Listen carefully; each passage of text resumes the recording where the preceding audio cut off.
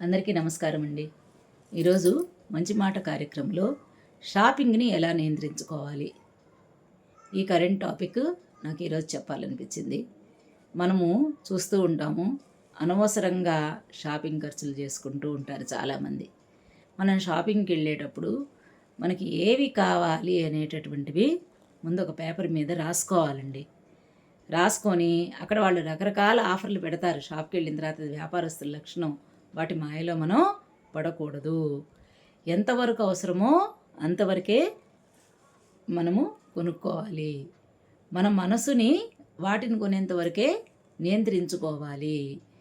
తర్వాత వీలైనంత వరకు క్రెడిట్ కార్డు వాడకుండా, ఫోన్పే వాడకుండా క్యాష్ డ్రా చేసుకొని చేత్తో కనుక ఇస్తే ఆటోమేటిక్గా మనం ఖర్చు పెట్టేటప్పుడు ఒక నియంత్రణ అనేది వస్తుందండి.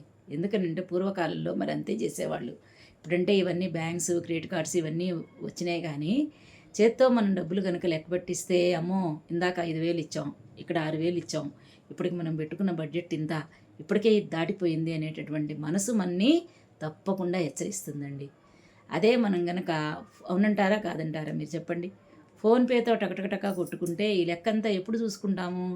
ఇంటికి వెళ్ళి సాయంత్రం అయిన తర్వాత, షాపింగ్ అయిపోయిన తర్వాత చూస్తాం. కానీ అప్పటికే ఇంటి నిండా వస్తువులు ఉంటాయి, కానీ ఆ చెల్లించిన డబ్బు మనకి తిరిగి రాదు కదా. అప్పుడు మనకి ఇంటికి వచ్చాక అయ్యో నేను కొనేసాను కానీ నాకు ఇది అనవసరం, ఇప్పుడు ఇంత అవసరమా అని చెప్పి అనిపిస్తుంది.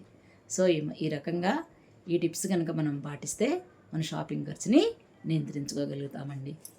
ధన్యవాదాలు.